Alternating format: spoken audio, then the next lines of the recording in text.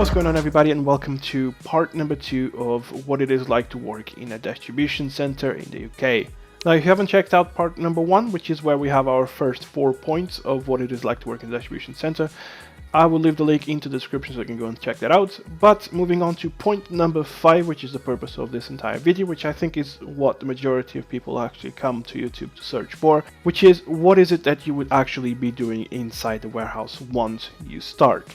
Now, your first week obviously will vary from warehouse to warehouse, however the structure of it will probably be more or less the same regardless of where you end up in. Your first day is what we call an induction day, which is basically an introduction from yourself to the business and the business to yourself. You would probably be in a classroom-like setting with other people that are starting more or less at the same time as you. And obviously, depending from warehouse to warehouse, there's a good chance that you might have 2 trainers basically running the class. And it usually goes with an introduction, an exchange of names, an exchange of information for the particular day, so a structure of how the day is going to go like, and for that matter the week as well. And then they will basically dive into an introduction of the business. Usually tends to go around what the business does, what their goals are, what the image is, certain rules, and so on and so forth when it comes to working for them. And then obviously the major point in that they tend to be one of the first things that they do on induction is health and safety protocols, fire exit protocols, you know, knowing what to do in case of a fire, where the fire points are or the fire evacuation points are. And they definitely will emphasize the importance of health and safety because it is an injury possible workplace, let's say it that way.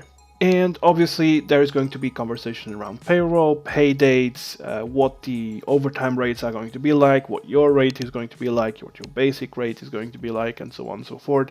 They will then obviously give you a structure for the remaining of the week. What is it you guys going to be doing? And then across the second, third, and potentially fourth day, you will be basically trained on the major department of the warehouse, which is going to probably be picking or assembly. If there is any machinery that is required for picking and assembly, there is a very high chance that will be the case. You will obviously have a theoretical test to pass the training of the equipment that you're going to need, and then you're going to have a practical test as well. They give you more than enough time to get used to it. Obviously, you will be as slow as we all have been that have been working warehouses at some point. There is no point on rushing it. You just take it easy. They've seen it all. I can guarantee that the trainers have seen worse than you if you don't feel confident in driving machinery. I can guarantee you that. There is a guarantee right there. As always, the most important thing to remember when it comes to working with machinery is your safety. So always have that in the back of your head, because companies tend to go after you if you do break those rules. And then obviously on your 5th day, some companies actually allow 4th to 5th day to be on your own, but shadowing if necessary.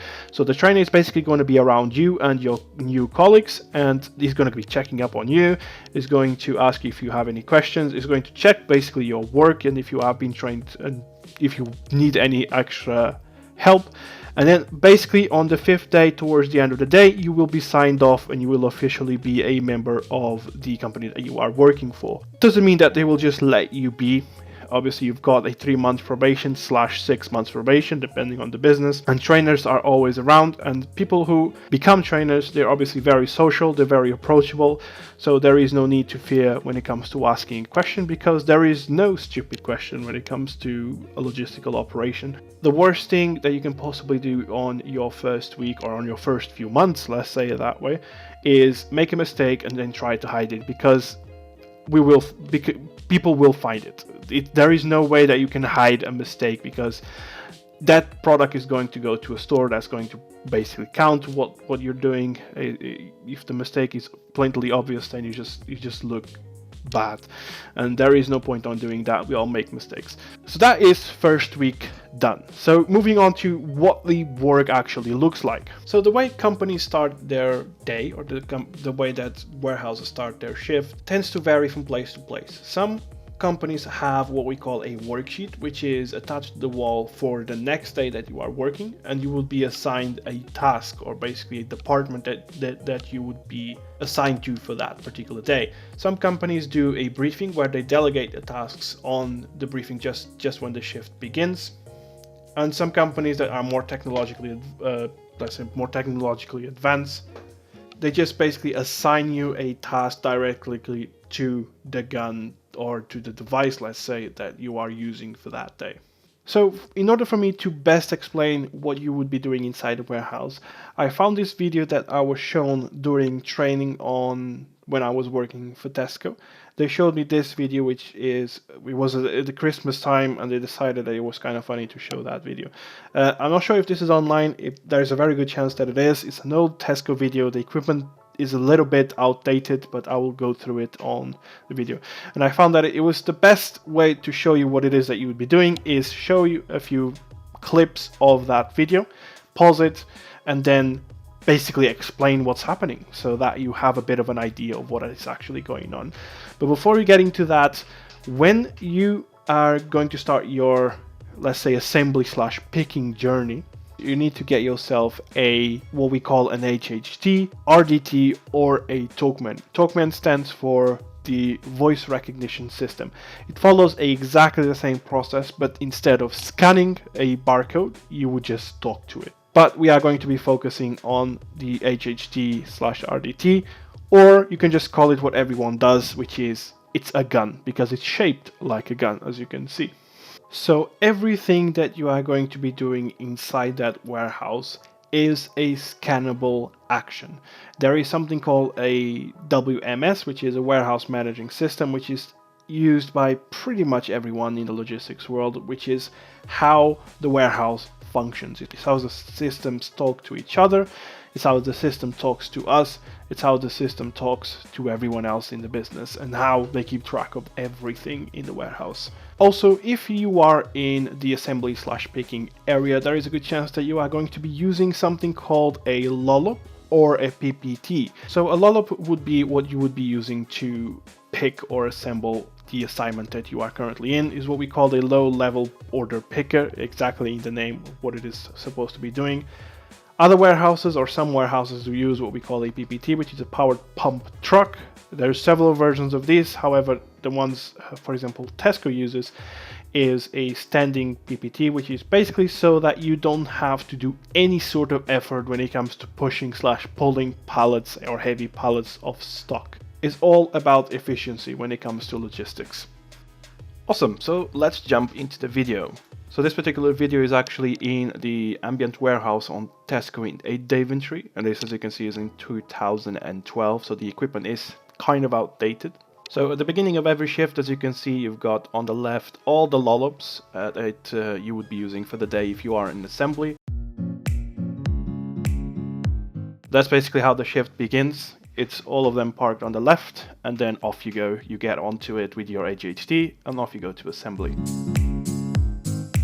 So this is your almighty LLoP. This particular one is an older version that Tesco used to use. As far as I know, they've all been replaced now, although when I still worked for them, you could still see some of them hanging about. And it's very simple. You've got two forks that are on the back of the LLoP, and you could put 3 cages on it. I think now you are actually able to put 4 because the forks are slightly bit longer. And you put 3 cages on it, you go onto a location within the racking, and then basically start picking away until the cages are full. And once they are full, you basically put them onto the loading bay ready to be put on the truck. But the LLoP is what you see here. You've got the wheel, you've got the accelerator, which is this green button here. If you want to go forward, you push it forward. If you want to go back, you push it backwards. You then have an emergency switch in the middle of the wheel, which you can see here. If you want to brake suddenly, it won't brake suddenly, it will basically slow down and brake. But the easiest way for you to brake on these things is to just let go of the accelerator, and it will stop pretty much on its own.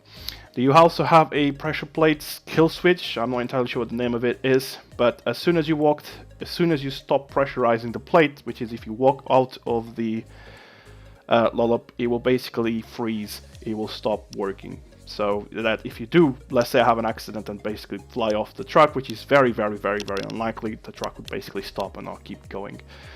A bit of trivia for you here is this particular black box that you see on top of the wheel used to be apparently for lunch storage or drink storage. I'm not entirely sure if that's true. That's what I've been told by the trainers at the time. which is kind of funny because now it's strictly forbidden to actually even chew chewing gum in the warehouse. So no drinks, no food at all within the warehouse. So the other piece of equipment that you could potentially be using after your first few months in assembly would be one of these. And this is what we call a long-legged PPT, which is basically what they use for loading and unloading the trucks, basically, because you can carry up to 4 cages or 2 pallets in their forks. As you can see, they are quite long-like. The only difference between this one and the standing PPT is the fact that you basically stand on it and you can drive it around. With the standing PPT, you would have to obviously walk around with it and controlling. The controls are pretty much exactly the same as the LLoP. The only difference is that instead of driving forward, you basically drive it backwards and then drive it forward once you want to load or unload a truck. All of this would obviously be explained to you by the trainers that are giving you the training for the equipment, so don't have to worry about that too much. It's just so for your FYI, basically. Another piece of equipment that you could potentially be using after your many months of experience within the business is there may be opportunities for you to get onto one of these. This is what you call a forklift reach truck, or just a reach truck depending on your view. And I won't waste any time explaining you how it all works. There is obviously a few commands that you would have, a few controls that you would have to learn. But in order for you to get these, the company needs to basically trust that you are going to stay with them for a long period of time, because to get a reach truck license can cost you up to £700. So if they are going to give you the training, they will probably give you the training for an in-house certificate, which will cost them money because they will have to take you off the floor for a whole week in order to provide training to have on one of these. The same way that your induction week would basically work, you would have to have an induction week to use an equipment like that, so I won't waste too much time on that. But the FLTs is one of the 3 departments that you could potentially be working in the future, so it's more of an FYI kind of call.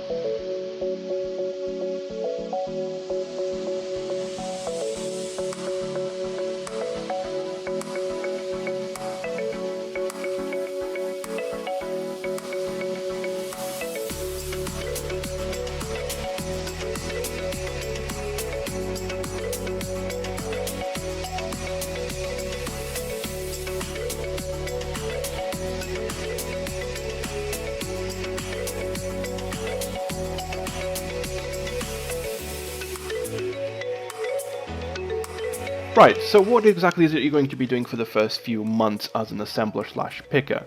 So once you have your LLoP and you have your HHD set up and you press number, let's say 1 to start picking, it will give you an assignment. So that assignment represents a store that you would be picking that items for. So let's say that you have 3 cages within your LLoP.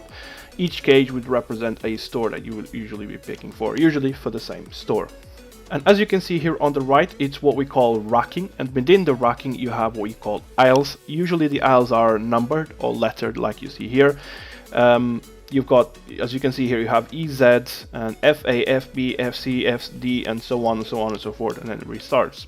Within these aisles, you have what we call locations. Now, these locations are usually numbered 1 to 72, depending on the warehouse itself. Usually Tesco, if I remember correctly, was from 1 to 56. So in order to pick an item, keeping in mind that warehouses like this, they use a one-way system for assembly/picking, which, as you can see here, you have the green letters of EZ and FA are red, which means that on FA you would not be allowed to come from this side of the warehouse. You would have to go all the way down to EZ, drive all the way up, and then come from the other side of the warehouse within FA. And what will happen is the gun will tell you something on the likes of go to FA number 56, pick 3. What that means is you have to basically go to the aisle FA, to this pallet right here, FA 56, and it's asking you to pick 3 boxes. So if you pick 3 boxes, you basically scan the barcode on the box itself. These big barcodes that you see on the boxes, if you ever wonder what they are for, that's what they are for exactly. It's for pickers to pick the boxes. You scan it once, you say yes, I've picked 3, you put the 3 on the respective cage, so it will tell you the number of the cage as well on the gun. And then it will basically tell you go to FB number 2. And that's basically, and then we'll tell you again the quantity, and that's basically what you would be doing for the entire of the assembly part. Now each side, I forgot to mention this, but each side of the aisle is numbered from 1 to 56, and on the right side is usually even numbers, on the left side are uneven numbers. So that's just, you know, FYI kind of thing. Let's say that you are is asking you to pick 3 boxes and there's only one available on one of these pallets. What will happen is you will tell the gun that you're picking only one. The gun will ask you, are you sure you're picking only one? You would say yes. And what would then happen is the HHC would then communicate to the system. The system would then tell one of the FLT drivers to basically saying this location is empty, needs replenishing. The FLT driver would go onto the racking on one of the 1 to 5 levels that you've got, and then would then pick that entire pallet, scan the pallet, then scan to the location and put the new bulk product pallet within that location, and it's replenished. That's basically what their job would be, and that's pretty much what a picking job is. Now once you obviously finish that assignment, the gun will then tell you assigned and finished. If you are short of any products, what will happen is it will ask you to park those 3 cages somewhere. And then someone else at a later stage, once the FLT driver tells the system that the location has been replenished, someone else would then go and pick your pallets up and then finish the pick off. Once the pick is done, it will then tell you to go to a location within, in this particular picture, on this particular warehouse, as you can see straight away, is on the right side of the warehouse would be where the loading happens to stores. So the loading of the cages that are already picked will be loaded onto the trucks to then go to stores. So that is pretty much what would you be doing as an assembly really doing. So there is, in my opinion, no more routine-like job and no more job that doesn't require that much stress.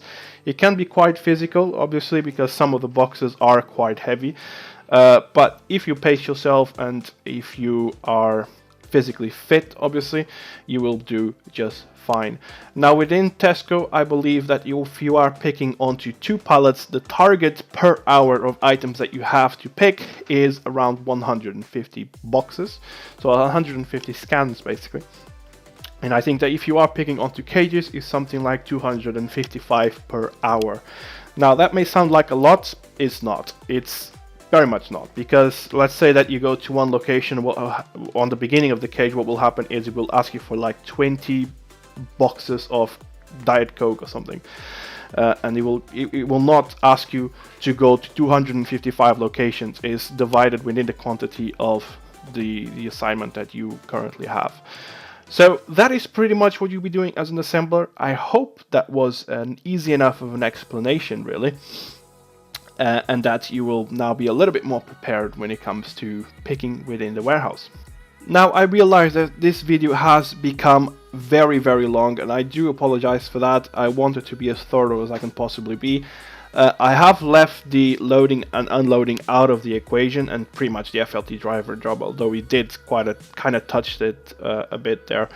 But I don't think that you will be needing the loading and unloading sort of run through, because within the first few months you will be put on pick or assembly, and then from there the trainers or the managers will then put you onto loading or unloading, and then they will have their own trainers to sort of explain that to you, and you will have the time to make at least a visual understanding of how it works.